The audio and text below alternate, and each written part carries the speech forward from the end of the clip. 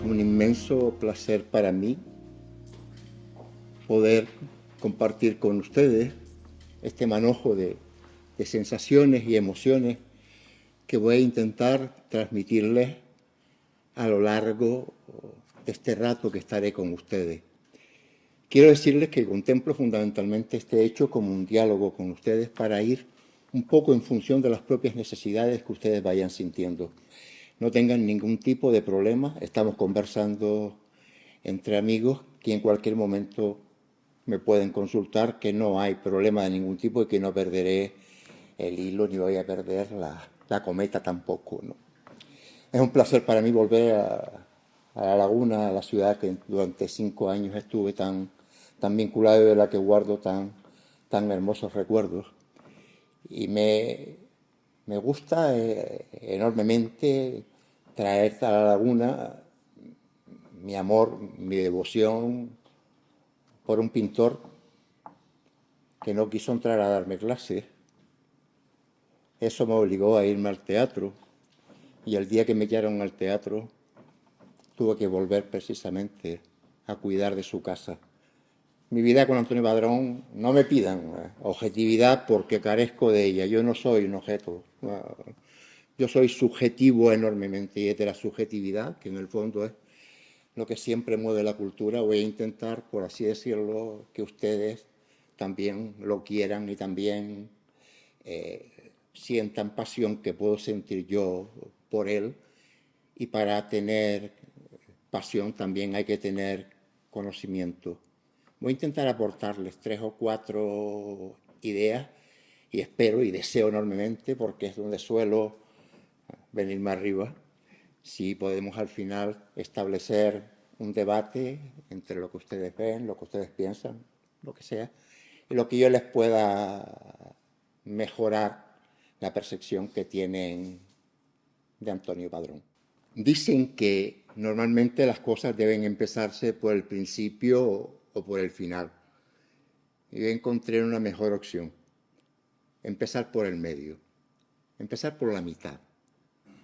Y empiezo por la mitad porque creo que es de una trascendencia importantísima cuando aquella tarde del mes de mayo del año 54, Paolo Mofa, Silvana Pampanini, Mastroianni, todas estas gentes pues van a visitar al pintor de Galdar porque van a estar nada más y nada menos que rodando en La Guancha y en El Agujero. Evidentemente, si les empiezo a hablar de lo que significó para la isla de Gran Canaria la película Tirma, tengo muchísimas transversalidades con ella, porque hasta la ropa fue fabricada por la zapatería donde trabajaba mi padre, la zapatería en Agaete. Por eso, de aquí quiero extraer fundamentalmente la idea que Ángel Sánchez, nuestro querido escritor y pintor, maestro premio Canarias, recordaba del día en que Antonio Padrón y su amigo Melquiades fueron a ver la película Tirma.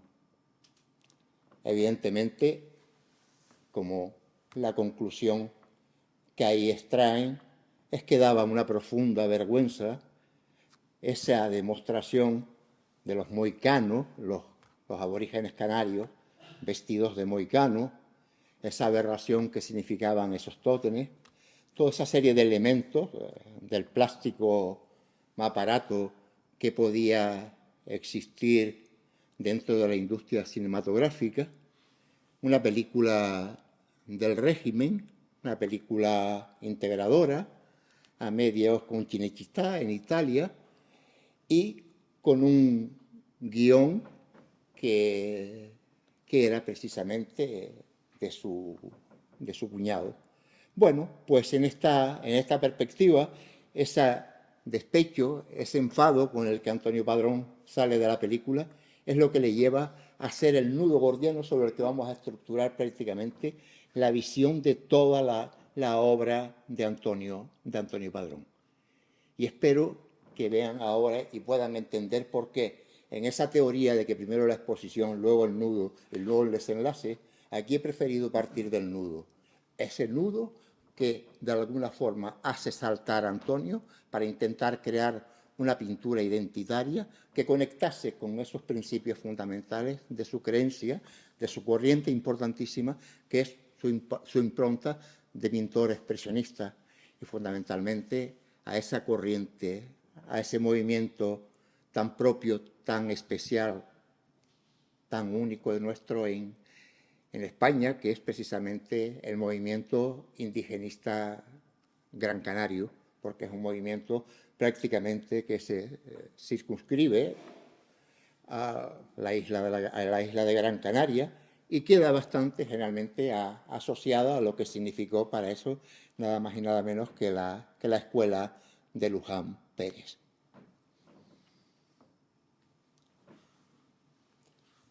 Los tres datos que considere más importantes sobre la vida de Antonio. El primer dato que les puedo decir es de qué forma estos datos que voy a utilizar son fundamentales para entender lo que es el desarrollo de su obra. En primer lugar, nace, vive y muere en Gáldar. Gáldar es una ciudad cercana al mar, pero que mira tierra adentro. Con esa idea ya podemos empezar a irnos planteando que la obra de Antonio fundamentalmente va a ir encaminada precisamente a cantar, a pintar el campo canario. En segundo momento, hay otro hecho determinante en su vida, que es la prematura muerte en un año de su padre y de su madre. La historia del arte está repleta de artistas que marcó su obra una temprana orfandad como la que Antonio sufrió. Su padre, por supuesto, era un hombre del campo, un hombre bien, de poder económico, pero también en ese sentido lo que tenemos que intentar comprender de que Antonio Padrón no tenía problemas prácticamente para pintar, para vivir de la pintura. Él, de aquí la frase, pintar para mí no es una profesión, sino una devoción, una necesidad vital. Eso va a ser absolutamente determinante. La creación de un estilo propio, diferenciado y distinto, la libertad creadora te la da la libertad económica. Por lo tanto, es importante contemplar que Antonio Padrón pudo hacer aquello que realmente le gustaba. Y eso se lo dio, por así decirlo, una familia de regambre importante, poderosa en Gáldar y fundamentalmente asociada al entorno rural. Por supuesto pasa por el cuartel, el tiempo ese comienza a interesarse algo por la pintura y por la música, pero solo en el año 45, una vez que acaba de su servicio militar, decide pues irse a la Escuela Central de Bellas Artes de San Fernando en Madrid. Determinante.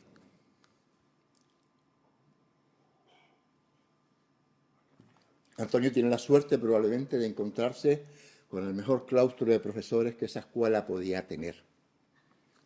Tener a Vázquez Díaz, tener a Julio Moisés, tener a Ramón Stolz, tener al gran teórico Lafuente Ferrari, son evidentemente pues apuestas que terminarán por configurar la obra de este joven artista, quien reconoce que para él quien más huella le dejó fue precisamente Vázquez Díaz.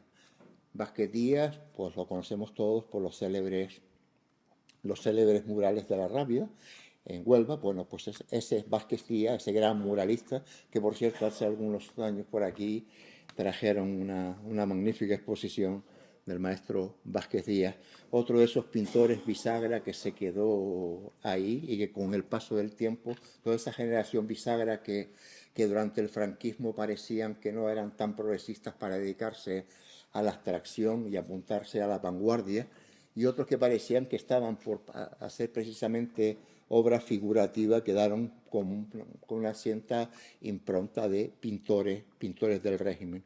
En cierta forma, Antonio Padrón, durante un tiempo, quizás por ese, digamos, estatus en el que vivía, también así fue contemplado. Sin embargo, todos sus amigos, desde Felo Monzón a Manolo Millares, a Martín Chirino, sobre todo a gente como todos estos artistas, están bastante vinculados precisamente a las vanguardias. A su regreso a Canarias, se instala definitivamente en Galdar. Y esto es una cosa que me gustaría hacer una pequeña reflexión, porque un joven pintor que viene de la península se encuentra precisamente en esos momentos aquí en Canarias, a principios de los 50, que se ha vuelto a reabrir la escuela Luján Pérez, que hay pintores y artistas como Manolo Millares, como Chirino, como toda esta serie de pintores que de alguna forma ya estaban avanzando las vanguardias que posteriormente también se desarrollarían en la península, hacia donde se dirigieron la mayoría de ellos. Y sobre todo había una persona muy importante dentro de este mundo, que fue nada más y nada menos que el maestro Felo Monzón. ¿Por qué se encierra Antonio Padrón en Galdar? ¿Qué era lo que pasaba?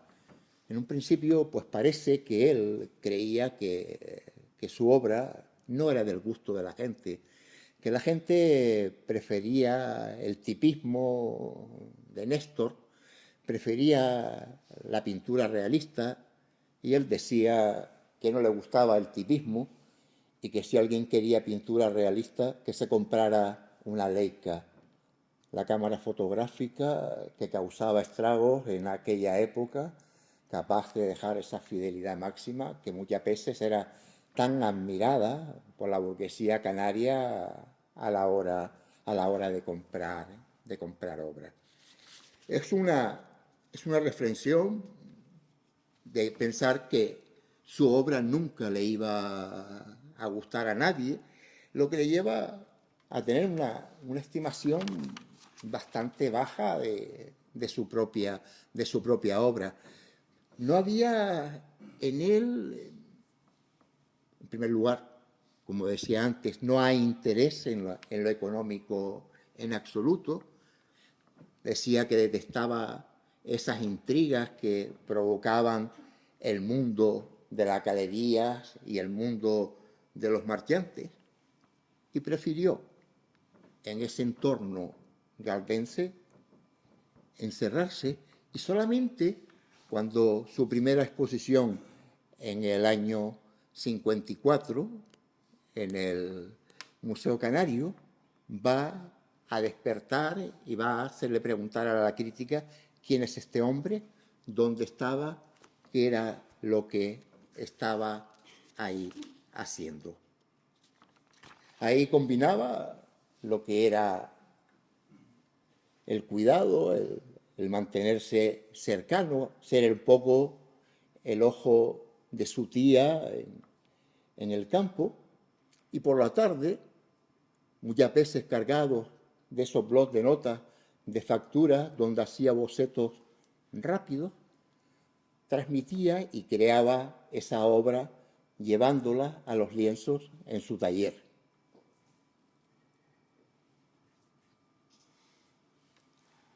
El estilo de Antonio Padrón. Él se define pictóricamente con humildad dentro del expresionismo sin desgarradura, dramatismo sereno, personalmente un hombre vulgar. Es interesante soslayar que la obra de Antonio Padrón, adscrito a ese movimiento tan importante del siglo XX, que atraviesa prácticamente todo el siglo XX, al expresionismo, no se puede ascribir a ninguno de las formas que los expresionismos tienen. Digamos, en esas cuatro formas en las que el expresionismo se entiende, ese expresionismo de realismo social, hay realismo social en su obra, pero no toda su obra lo tiene. Al mismo tiempo, fauvismo, el uso arbitrario del color, por lo tanto, es otro de los elementos del expresionismo que tiene en su obra. Y también lo que creo importante durante un momento, lo que significó para él el expresionismo psicológico, llamado también el expresionismo abstracto. Sin embargo, hay un expresionismo muy interesante que pocas veces se ha marcado y que en Antonio Padrón, y por eso les puse esta película anteriormente, es el expresionismo figurativo al cual Antonio Padrón le da esa impronta tan especial que una vez que contemplamos una obra sabemos perfectamente, ese es Antonio Padrón. Creo que si alguno de los expresionismos, de las formas expresionistas más contundentes que hay en su obra, es precisamente el expresionismo figurativo.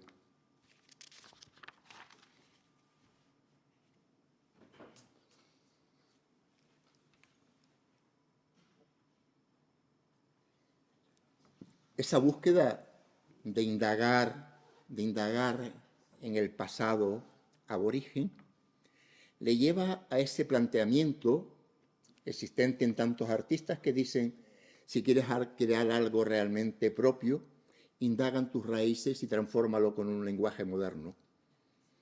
Las cuevas para Antonio Padrón son prácticamente grandes representaciones para, de alguna manera, revivir el mito de la caverna.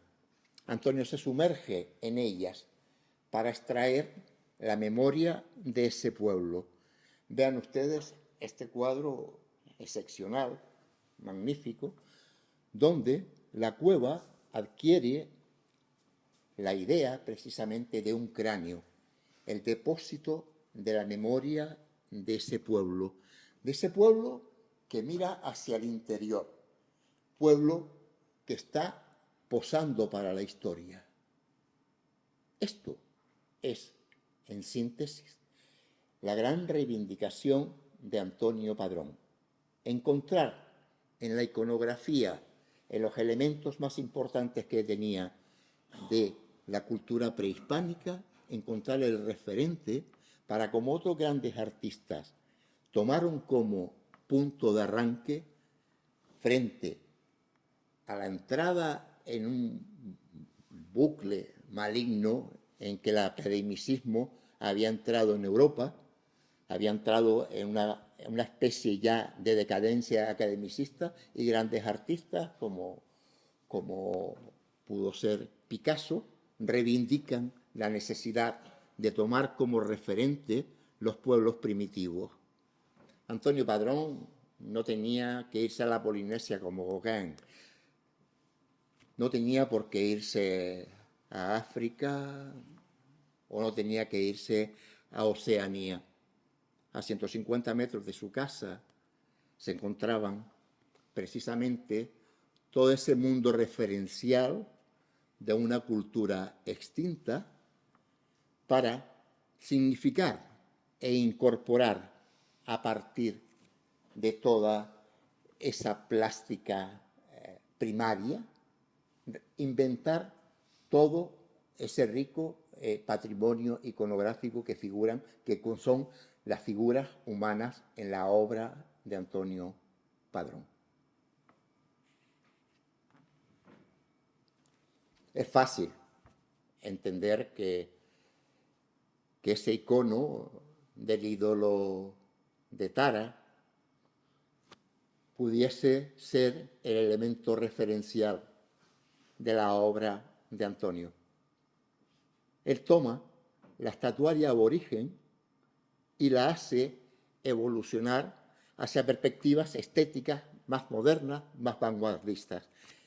Alguien me dijo una vez que Antonio Padrón era el pincel que continuaba lo que había sido el último brochazo que dio el pintor o la pintora que hizo el gran friso de la Cueva Pintada. Hay esa conexión espiritual de continuidad que el movimiento expresionista propone y que Antonio Padrón se lo encuentra absolutamente a su lado.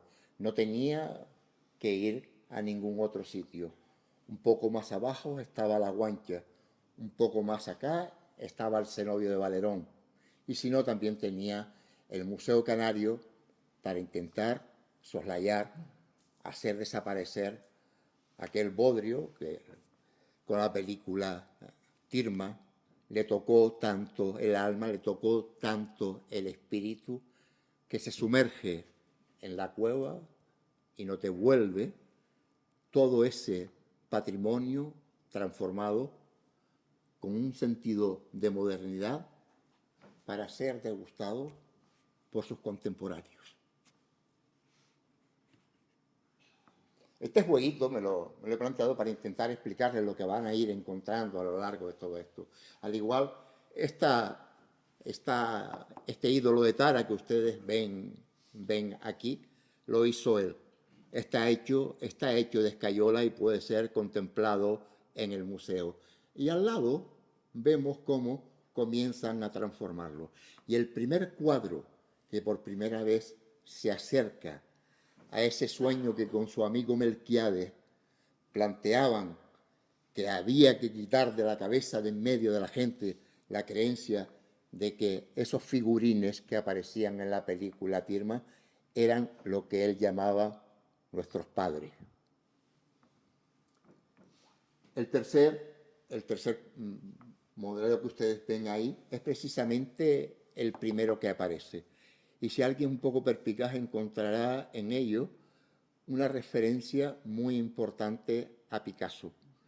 La obra de Picasso marca, bueno, qué pintor, qué artista se siente ajeno a la influencia de Picasso a lo largo de todo el siglo XX y parte del siglo XXI. Vean ustedes toda esta serie de ídolos cómo pasan a ser transformados. Vean ustedes desde el primer momento que lo encuentran aquí a un proyecto que quedó inacabado, un proyecto excepcional que era precisamente la recreación de lo que era el cenobio de Valerón. El cenobio de Valerón estaba planteado como un gran granero, como cenobio era también un convento. Esto era lo que Marín y Cuba plantean, donde las mujeres se preparaban para realizar aquellas funciones que iban a tener una vez desposadas.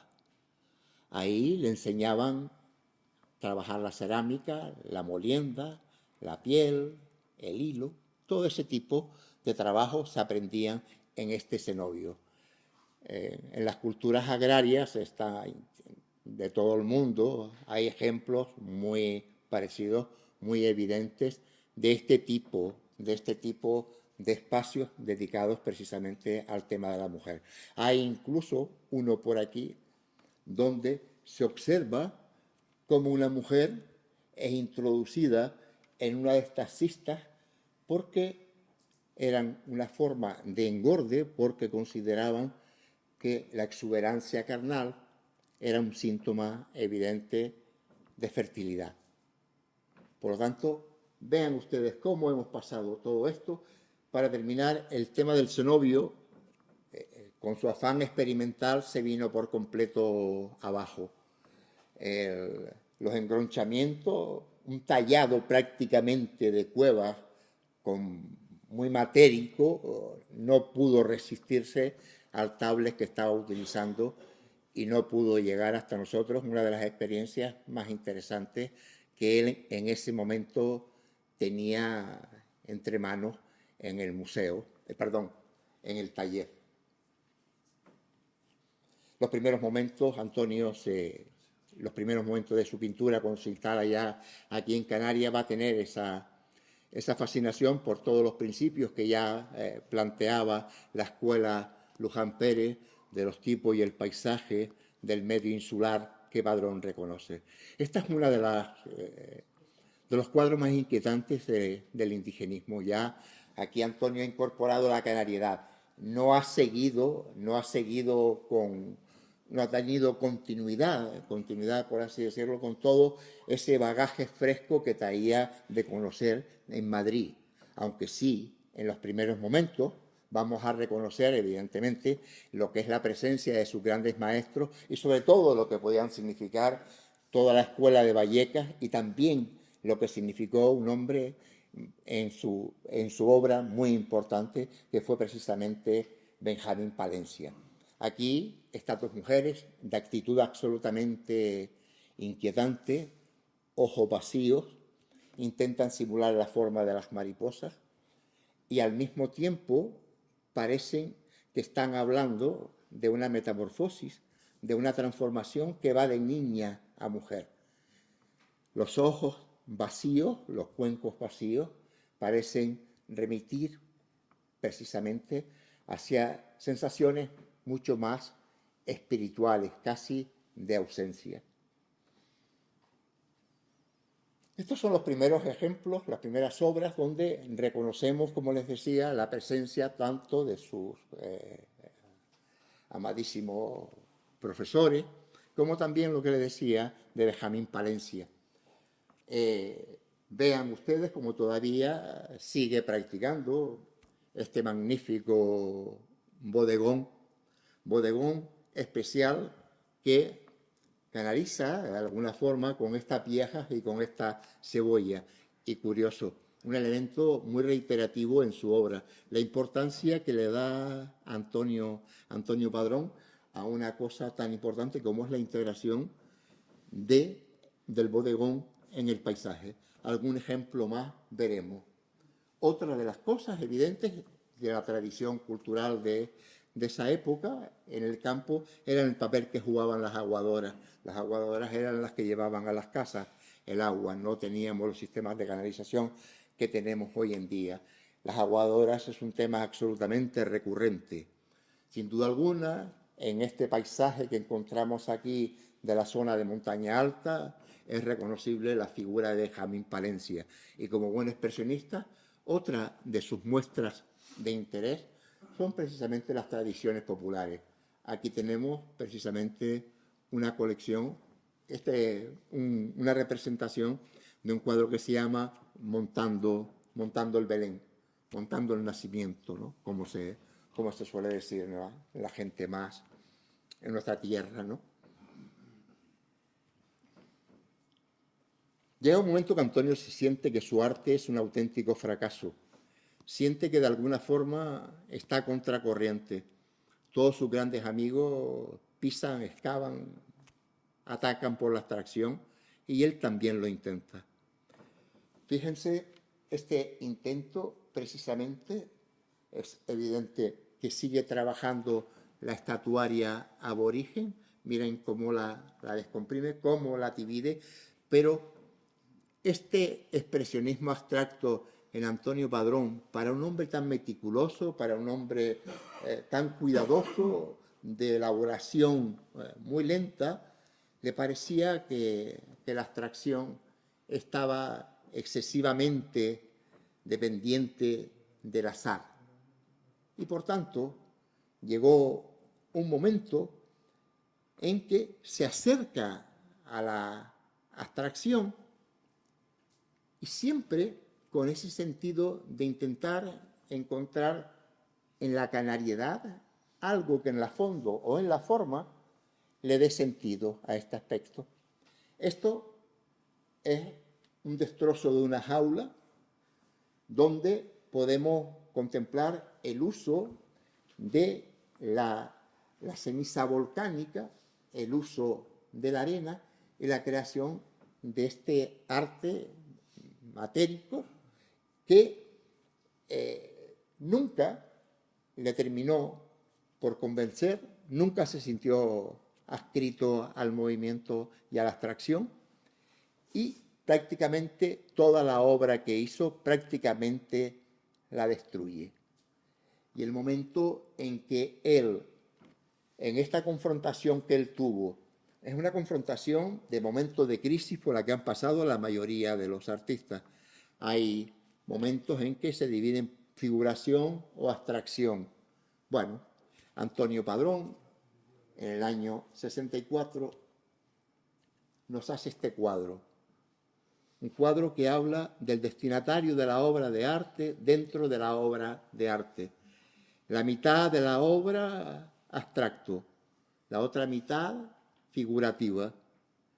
En esa figurativa, estas tres mujeres parecen inquirirnos y una de ellas parece decirnos: mi niño, yo no entiendo nada.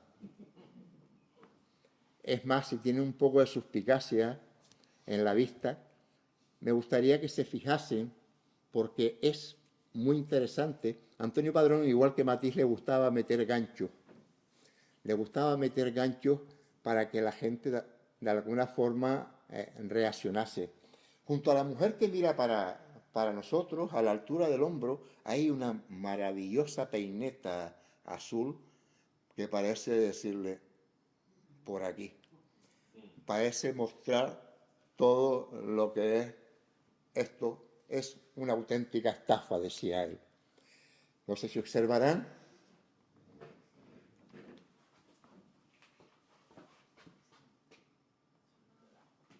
Esta magnífica peineta que ahí parece emanar del pensamiento que esta mujer que mira para nosotros, diciéndonos: no entiendo nada de lo que me estás planteando. Y por lo tanto es todo un cuadro icónico dentro de la pintura en Canarias, un cuadro que marcó una época, suele ser uno de los cuadros más solicitados en el museo, y es una magnífica reflexión que Antonio Padrón hace del destino de la obra de arte dentro de la obra de arte. A partir de ahí, Antonio lo tenía absolutamente claro. Él trabajaba fundamentalmente para la gente, trabajaba fundamentalmente para la gente más cercana, hasta crear casi un arte más para los amigos y los conocidos, más que intentar promocionarse y lanzarse.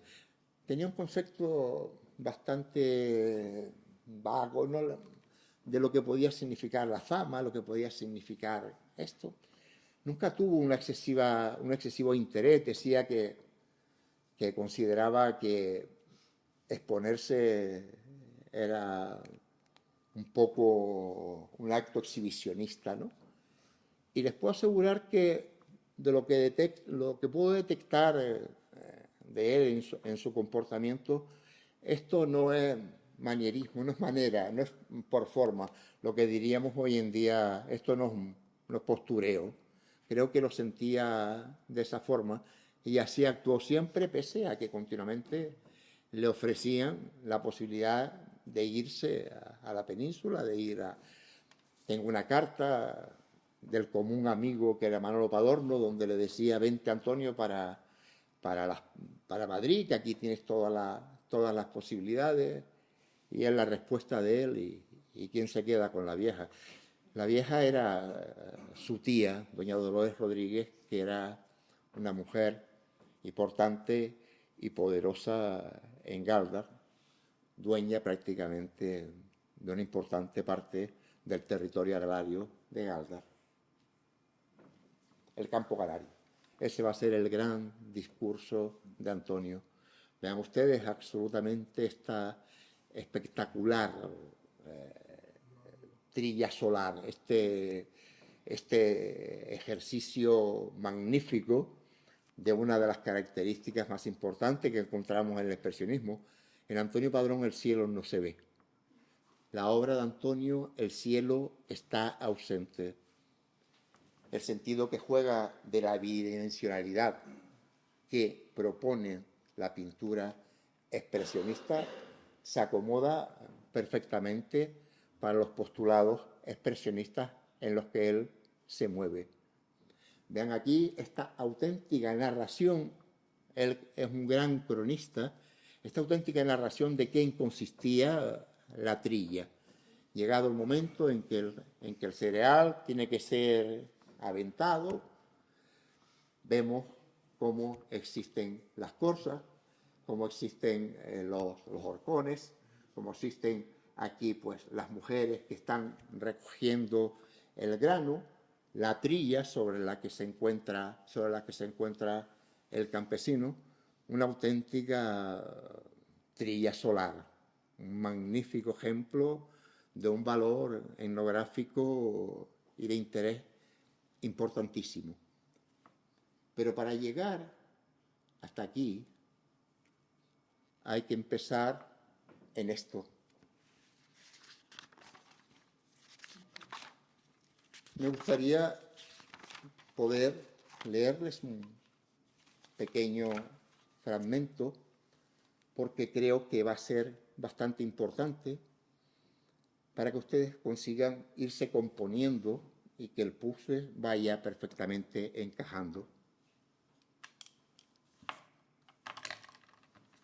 Madre Tierra.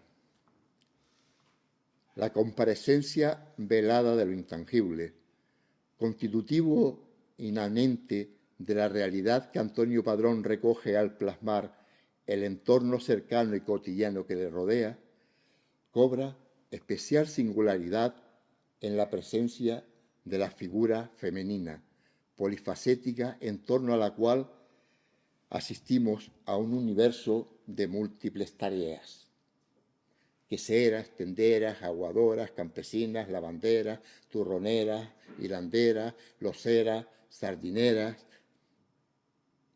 Todo este tipo de personajes que configuran el medio son figuras esencialmente femeninas, porque femenina es la obra de Antonio Padrón.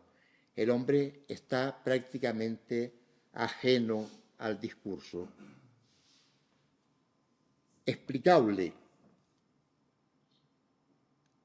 Antonio Padrón siente que hay reminiscencias latentes del mundo aborigen que se ratifican en la pintura de Antonio Padrón. Este es un pensamiento de Celso Martín de Guzmán, hombre importante dentro de lo que es el tema patrimonial en Canarias, y qué casualidad, otro galvense que también muere con 48 años.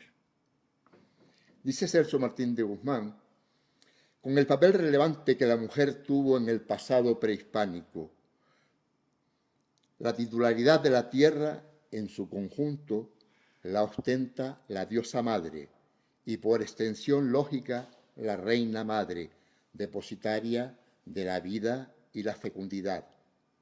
Es en la tierra como en el claustro materno donde fecunda la simiente y es de ella de donde brota la vida como regeneración y como alimento.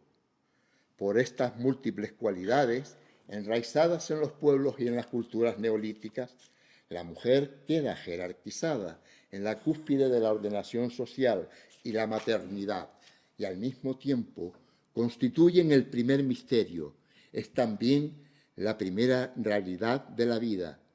Es la madre quien legitima el parentesco y la conservación y la alimentación de la prole. De ahí deriva la noción de madre nutricia. El campo canario.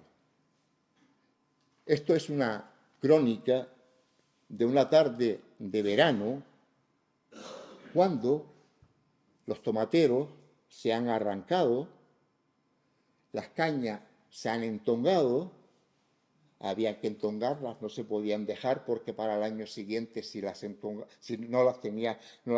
pones tendidas la caña crece y queda inutilizada. Es el momento en que entran las cabras a comer, las deyecciones, las cagarrutas van a servir de nutrientes para mejorar esa tierra, junto con lo que podríamos plantear el sistema de rosas, de fuegos, que pueden observar abajo a la izquierda. Todo ello dividido a través de estos majanos, que de alguna forma con esa perspectiva múltiple que rompe y que juega, es una plasmación perfecta del campo, del tiempo y del hombre, porque el hombre también, aunque ausente, esta es su presencia, esta es su obra. Tierra, mujer. La peor desgracia que le podía ocurrir a una mujer era no poder tener hijos. Antonio Padrón siempre utiliza la metáfora tierra-mujer. Es una constante de lectura que pueden sacar perfectamente por cualquier parte.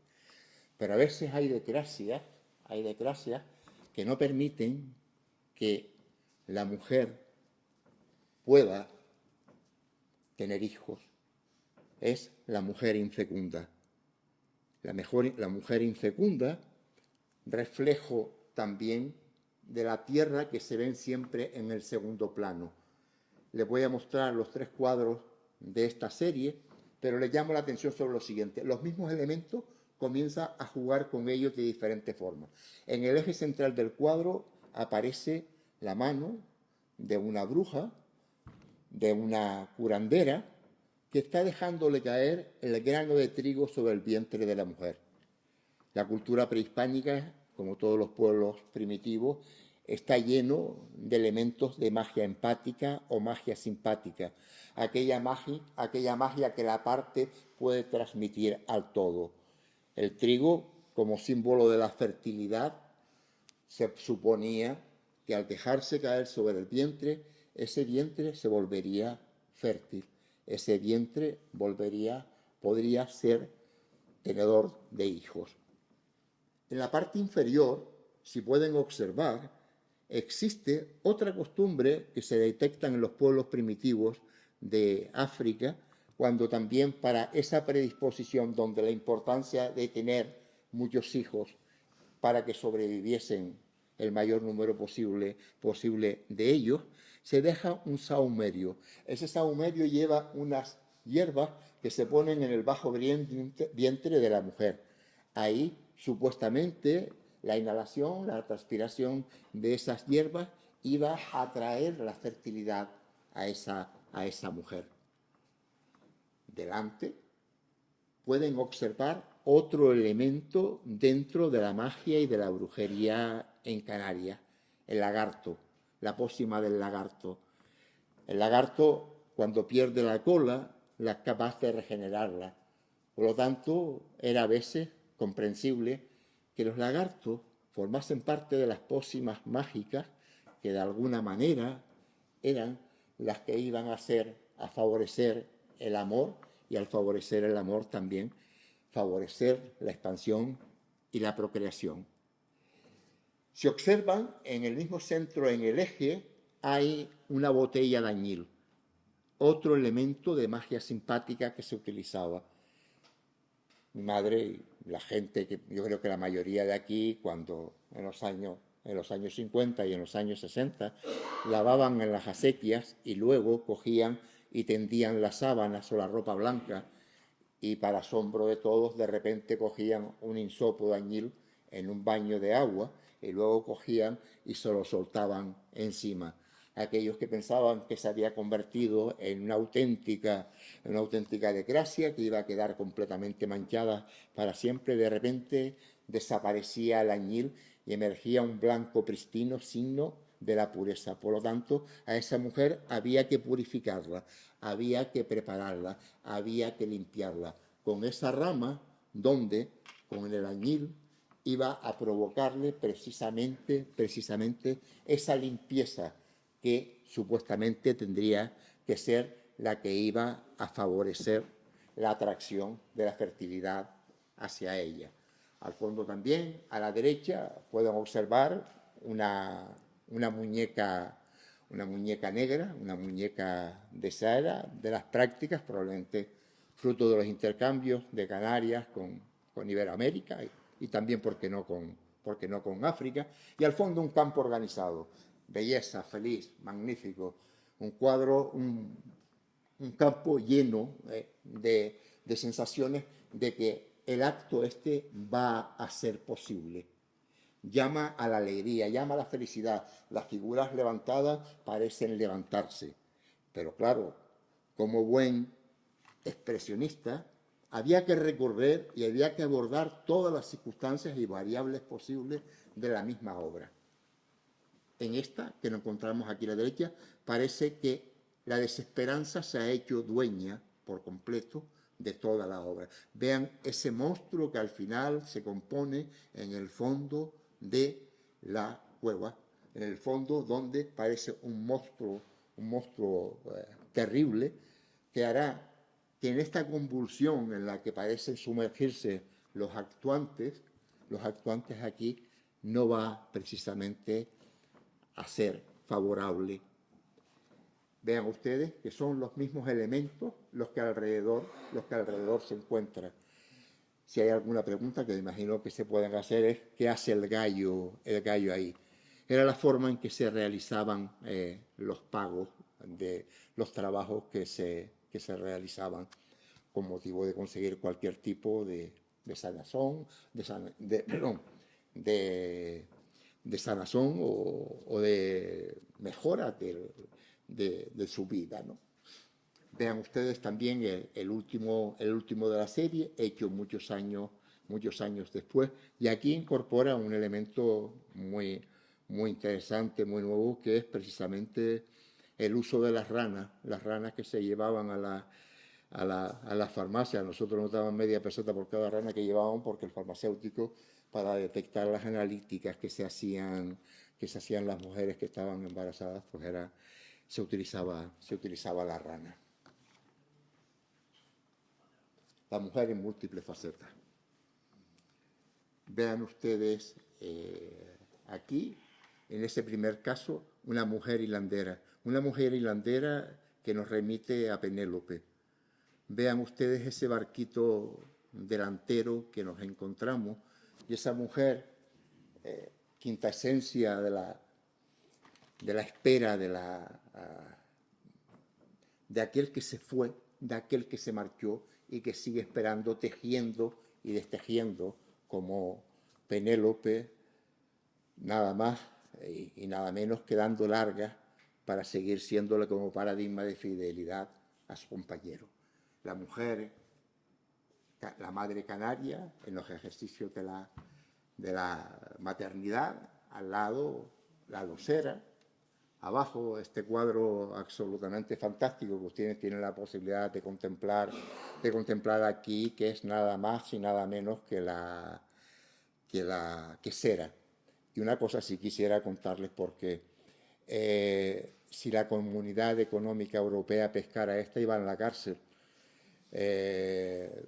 Incumple como 4 de las multas más importantes, de los castigos más importantes que la Comunidad Económica Europea hace. Está trabajando sobre madera, sobre lo que es la quesera. Está trabajando sin guante. La cinta que tiene alrededor no es de plástico y está utilizando el cuajo del baifo en vez de los productos químicos. Sin embargo, hay algo de interés en toda esta obra que tiene que ver con toda esa vertiente espiritual de la que estábamos hablando. Todas las queseras tienen en el centro lo que se llama una pinta. Antonio Padrón creía que la pinta esa era la permanencia todavía de las pintaderas aborígenes, porque las pintaderas aborígenes eran las que iban a marcar, por así decirlo, la pertenencia a una familia. Y cuando un queso con esa pinta llegaba a usted, sabía perfectamente de quién era, de qué familia procedía ese queso. En el mismo sentido, con el queso también se hacía con el pan. En la parte trasera del pan se insertaban unas marcas que eran las que iban a determinar ante problemas de salud, ante problemas derivados de cualquier tipo de alteración de estos productos, poder tener a alguien a quien decirle, es esto. Y una cosa muy importante todavía con la quesera, las pintas se heredan. Usted no puede coger cualquier pinta. La pinta se repite, la pinta se hereda por la familia y perteneces entonces a una determinada tradición que ya viene con años marcados y es un signo de identidad, de diferencia también en la obra de Antonio Padrón. El procurar, el interesarse precisamente por rescatar todos esos elementos que configuran esa cosmografía riquísima que es el campo canario. El campo, en sus expresiones más fértiles, tenemos este bodegón con mujeres que es el mercado. Vean ustedes esas papayas absolutamente fresquísimas, ese queso untuoso, ese sugerente manojo de tuno y esas 3 escudillas que de fondo se almacenan. Y al lado, pues tienen el compañero de uno de los murales que están aquí expuestos, que es una síntesis fundamental de todo lo que significa la actividad de la mujer en el campo canario. Pero si hay una actividad especial en la que a mí me gustaría hoy insistir, es nada más y nada menos que en lo que significa la magia en la cultura canaria y lo que significa la magia en la obra de Antonio Padrón, y que voy a leerles este pequeño texto que dice: la magia, lo que no se ve, pero se sabe. El expresionismo de Padrón se acomodó fácilmente a la plasmación pictórica de las manifestaciones mágicas tan arraigadas aún en los mundos rurales de la isla. Santiguadoras, brujas, echadoras de cartas, dan contenido en su obra a algunos de los aspectos más oscuros de la existencia humana, el mundo en el que dialogan en voz baja las cosas de este y del otro mundo. El artista se acerca a la realidad mágica tanto de la cultura aborigen como de la brujería de sus contemporáneos. Invita a pensar en el sincretismo cultural y en la memoria sanadora de los pueblos originarios que pervive en las comunidades agrarias. Por eso, ver la magia padroniana es más una sugerencia que un hecho. Es más un imaginar dónde está el dolor que saberlo. Un mundo tocado por la sombra. Las creencias y supersticiones que adopta como tema de sus cuadros le permiten explorar la desesperación humana y los estados mentales que de ellos se derivan en cualquiera de sus manifestaciones. El color está al servicio de las nuevas necesidades expresivas. Ha cambiado la brillantez del periodo anterior por los tonos cálidos que progresivamente se dirigen a un empleo exhaustivo de las tonalidades de negro y finalmente en oscuro. La fuerza expresiva distorsiona la apariencia normal de las cosas. Es la representación de un mundo de coexistencia igual de real y el dorso el en vez de la fiesta. La divinación, la santificación, el conjuro, el embeleso ocupan un lugar importante en la obra de Antonio. Si buscaba comprender los secretos de esas mujeres que siempre marcaron su vida, o lo hizo por haber comprendido que lo irracional y lo simbólico eran esencialmente para entender a sus paisanos, es un aspecto que no se terminará por esclarecer nunca totalmente.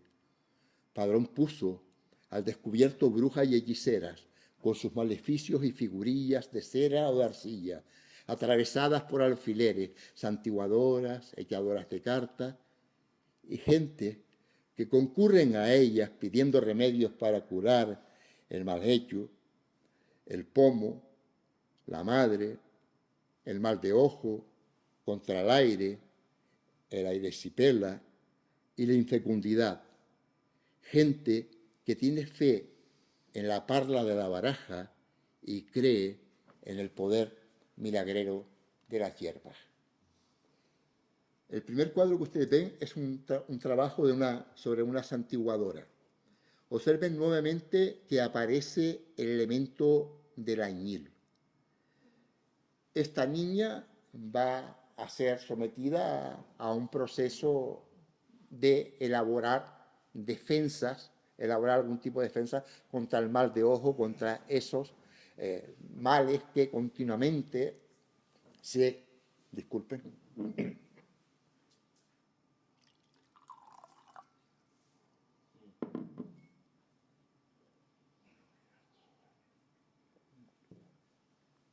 cementaban por todo el campo.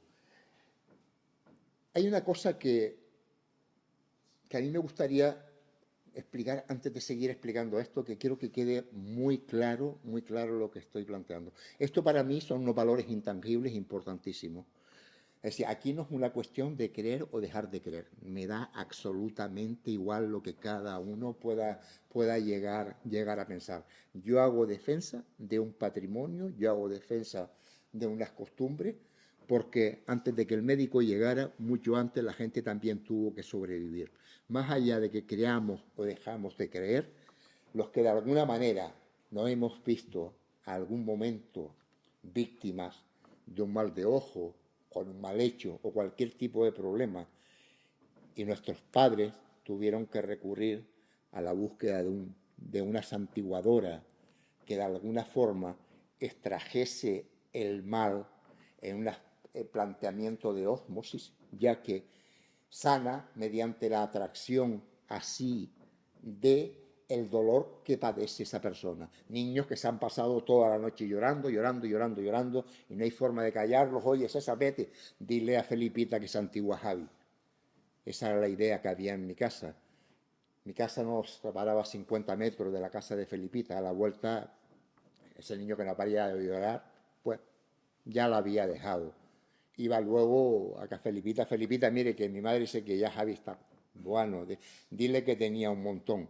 La cantidad de mal hecho que incorporaba dentro se dividía en tres formas. Una era que si era un mal hecho, un mal de ojo muy leve, empezaban a bostezar. Ese era el primero. Si el mal hecho era muy superior o era muy fuerte, empezaban a derramar lágrimas. Y si ya era un acto extraordinario, llegaban incluso a vomitar. Es un acto de una inmensa generosidad por la que creo que mucha gente se pudo haber salvado con estas prácticas que hoy ya creo que muchas veces por un acto casi de desprecio hay contra este tipo de actividades. Y ahora, para quitarle un poco de trascendencia, voy a reír también decirles que hoy en día esa gente que hace santiguado también utiliza el WhatsApp. Yendo al cuadro que ustedes contemplan, a la niña se marcan en los 5 puntos de la estrella de David, la estrella protectora. De esta forma van a defender a esta niña, que la pueden defender de males como los que en la santiguadora 2, la santiguadora de al lado, pueden contemplar.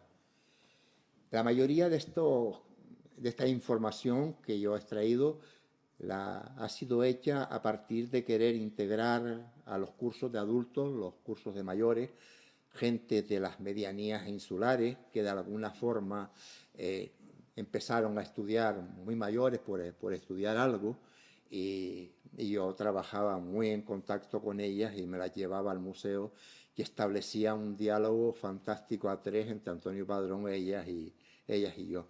Y les puedo asegurar que la autoestima de estas personas cómo cambiaban, porque en cierta forma empezabas a darle valor a ese conocimiento que ellos tienen y que parece irrevocablemente abocado a perderse. Si ustedes observan este cuadro que aquí tenemos al lado, si ustedes fijan lo que ven aquí, eso que es un tubo de caña que tiene un hilo. Ese es probablemente lo que a esta niña le iban a poner para nada más y nada menos para curar unos problemas pulmonares. El tema es que dentro de esa caña va una lagartija. El día que la lagartija moría, el mal había pasado a ella, esa niña dicen que sanaba. La echadora de cartas, las echadoras de cartas. El miedo, las dudas ante el futuro. Pero no habla de las cartas, habla de un fenómeno, en este caso, que es el fenómeno de la emigración. Estas mujeres iban a consultarle a esta bruja, a esta halladora de cartas, si aquel que se fue atravesando el mar por un conflicto en busca de dinero va a volver. Es increíble la cantidad de mujeres que se quedaron esperando, o bien por el hombre o bien por el dinero, las fidelidades de esa Penélope que hablábamos antes, de esa mujer que estaba ahí esperando que llegase aquel y mientras iba deshaciendo para no, en un ejercicio máximo de fidelidad, no entregarse a otro. Esa tejedora que vimos antes tiene también ese remedio de ese hombre que se marchó con aquel barquito que ustedes veían allí, simulando la aventura de Ulises. Estas echadas de cartas, una vez que el pintor las termina, vuelvo a repetir, no presumo de ser científico para nada, ni me interesa, ni me seduce la idea, creo que con la gente me quedo más cercano a que extraigan algo, que sabiendo o no sabiendo echar las cartas, Antonio Padrón ha dejado un mensaje. Y ese mensaje, pues, a toda esta gente que sabe algo, les solía preguntar que me explicasen, hay unos 8 o 10 obras de Antonio Padrón donde ven echadas de cartas y estas echadas de cartas en sí contienen también un mensaje. La tragedia del campanario, la lluvia, la invocación de la lluvia. Esta es la gran última serie que Antonio Padrón hizo. La sequía que en los años 60 azota el campo canario va a procurar prácticamente la muerte de ese campo y también va, en cierta forma, a traer la muerte de su pintor.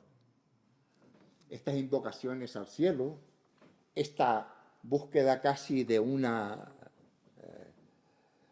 religiosidad pagana, esta invocación pidiendo el agua de la lluvia, es una de esas formas más expresivas donde, vean ustedes la estatuaria, esa que antes les fijaba, y fíjense incluso que en la número 3, la cabeza de la mujer adquiere casi la forma representativa de lo que es una tronera, el centro donde el agua se recibe y al mismo tiempo se distribuye. Esos parecen que de alguna forma esa cara de mujer adquiere esa fisonomía. Coincide mucho con la época de las mujeres, los personajes de la cara de luna también de Picasso. Pero como vimos antes, dentro de la estatuaria aborigen existe también precisamente este elemento.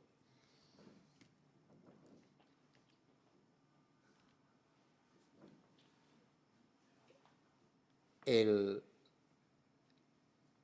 final parece que se acerca. El último cuadro firmado de Antonio Padrón se llama El niño enfermo. En él, una mujer invoca al cielo, el cielo que no está, la curación de su hijo. Hijo que la medicina, simbolizada por la botella y la cuchara, que abajo pueden comprender, no ha sido capaz de curar. Y Antonio Padrón tal vez era ese niño, tal vez en ese momento tenía una premonición que de alguna forma hablaba de la futilidad de su vida, inesperadamente muere. El pintor del Campo Canario queda reflejado, queda representado con este ídolo, casi una máscara africana, ausente de aureola, el ocre del cuerpo herido e inacabado.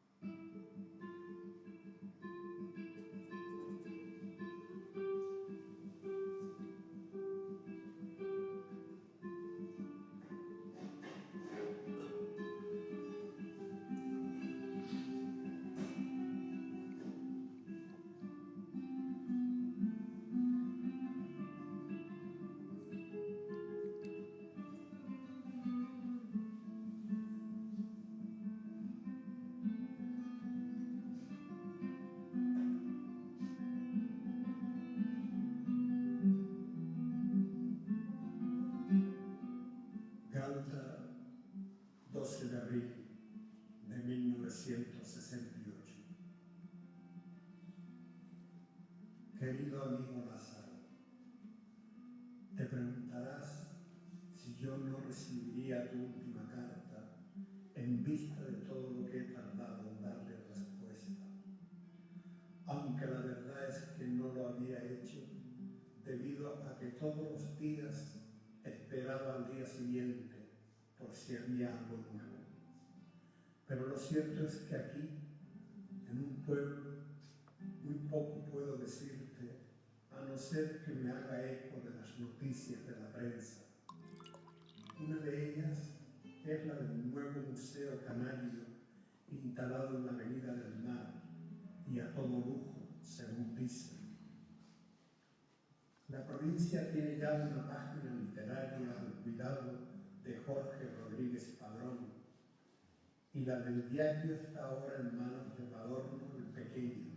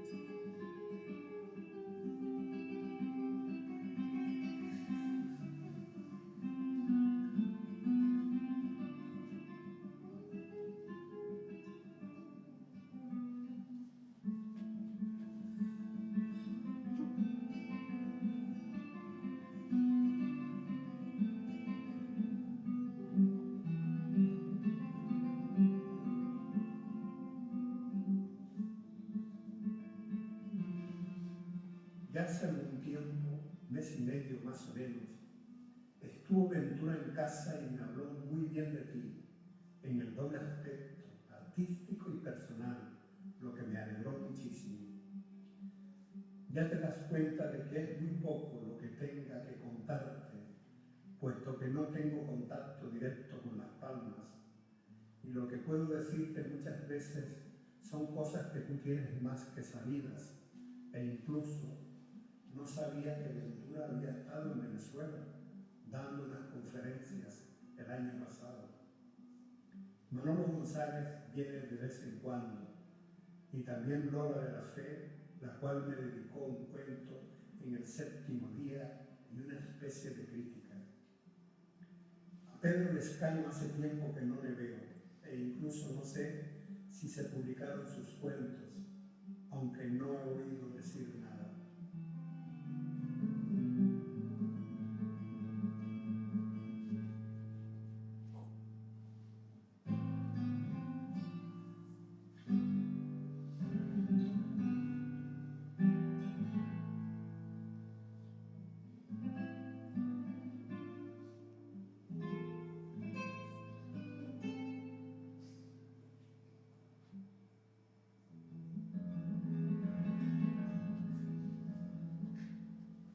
Una pregunta. ¿Tú acostumbras a mencionar en tus poemas guanches el nombre de las plantas canarias? Creo que no lo hace ningún poeta y son muy bonitos. Y para muestra te doy una pequeña lista: Verón, Tabaiba, Guagarzo, Auraga, Mocán y así hasta más de 100.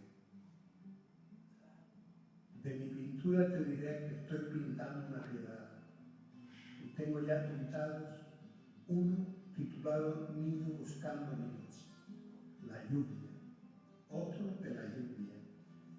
En proyecto, uno titulado La Magua y Luna de Amanecida. No sé nada de tu última antología. ¿Qué pasa con ella?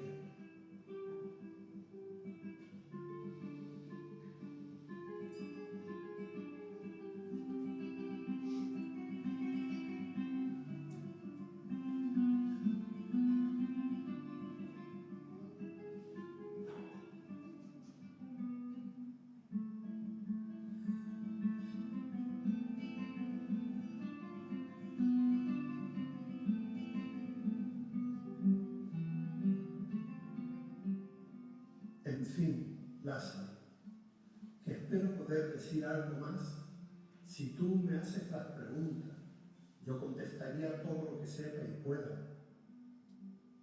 Un fuerte abrazo y continúa escribiendo tus estupendos poemas. Antonio.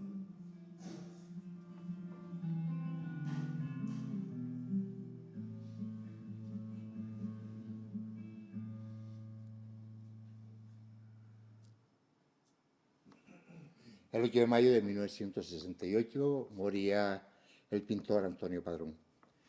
Esa carta a su amigo Lázaro sintetiza perfectamente el momento en que él se encontraba y deja una frase enigmática, porque creo que es una de las palabras más hermosas que tenemos los canarios, el sentimiento ese de la magua, ¿no? Aquello que nos quedó magua, que pudo haber sido, que no fue. Esa idea tan nuestra, tan diferenciada, y que era el próximo cuadro que él iba a empezar. Creo que nos dejó esta magua de que algo quedó inacabado, y sobre todo creo que se perdió uno de los pintores expresionistas españoles más importantes del siglo XX. Murió y nos dejó la magua. Muchas gracias por su atención. Espero haberles aportado algo, ayudarles a querer un poco más a Antonio. Y una vez más, las gracias por estar concurriendo aquí. Muchas gracias.